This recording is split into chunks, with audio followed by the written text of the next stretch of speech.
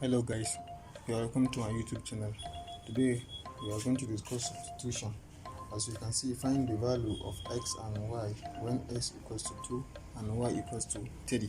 So our first example is 4x. So they ask us to find x.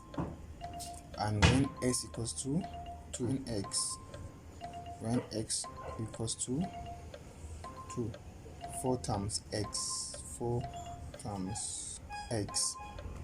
So therefore equals to 4 times our x. What is our x? Our x is 2. So 4 times 2. So 4 times 2 equals to 8. So that is our final answer. So the second one, we have xy minus 5y. So they say when x equals to 2 and y equals to 3. So here we go. They say when x equals to 2 and y equals to 3. So therefore x times y. What is the value of x? The value of x is 2. So 2 times y. What is the value of y? The value of y is 3. So 2 times 3 minus 5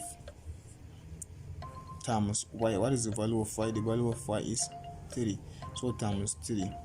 So 2 times 3 equals to 6 minus 5 times 3 equals to 15. So our answer equals to 6 minus 15 equals to minus 9. That is our final answer.